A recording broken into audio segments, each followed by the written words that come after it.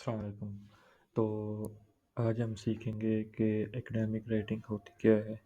लेकिन जो भी यूनिवर्सिटी के स्टूडेंट्स हैं ना, उनको तो पता होगा कि यूनिवर्सिटी में सेमेस्टर के दौरान ना प्रोफेसर वगैरह आपको असाइनमेंट्स देते हैं। जो असाइनमेंट्स को सॉल्व करना होता है ना, तो उसको कहते हैं एकेडमिक राइटिंग।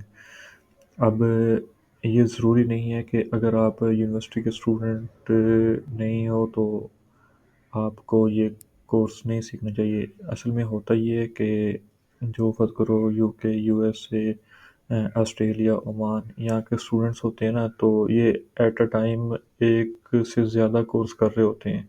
डिफरेंट कोर्सेज़ में ये एनरोल होते हैं, तो फिर जो इनको असाइनमेंट्स मिलती हैं वो इनके लिए बहुत ज़्यादा काम हो जाता है।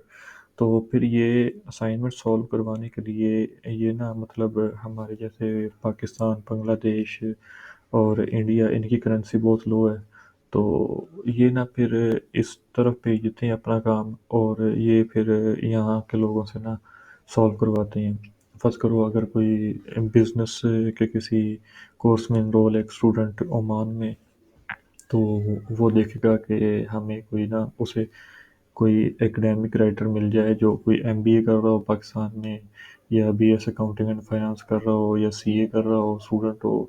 तो ऐसे वो फिर असाइनमेंट्स ऐसे भेज देगा, और उसके बाद जो यहाँ पे लड़के होंगे, मतलब जैसे आप सीख रहे हो आपको काम आ जाएगा, तो आपके पास काम आएगा। ऐसे आपने सॉल्व करना है और आपने उसको सॉल्व करके दे देना है।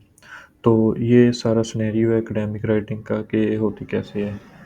तो अभी मैं आपको दिखाता हूँ क्या कि असाइनमेंट्स आप समझ रहे होंगे कि यार बहुत बड़ा काम होगा ये वो, लेकिन ना मैं आपको एक सैम्पल के तौर पे कुछ असाइनमेंट्स दिखा देता हूँ। सबसे पहले ये मैं दिखाता हूँ, ये थोड़ी सी टेक्निकल है ताकि मैं अब इसमें क्या है, इसमें ना हमें एक कंपनी का नेम देंगे जिसका डाटा सब कुछ इंटरनेट पे पड़ा है, ठीक है। हमने क्या करना है, उस कंपनी का इंट्रोडक्शन लेना है, उस कंपनी का एनालिसिस करना है। एनालिसिस का भी वो हमें बताएगा कि आपने इंट्रोडक्शन तो ये होगा, सिचुएशन एनालिसिस में क्या-क्या करना है। एक-एक चीज़ बताएगा कि उसके ऑब्जेक्टिव्स क्या हैं, उसके स्ट्रैटेजीज़ क्या हैं, उसकी परफॉर्मेंस क्या है, उसके रिसोर्सेज़ क्या हैं।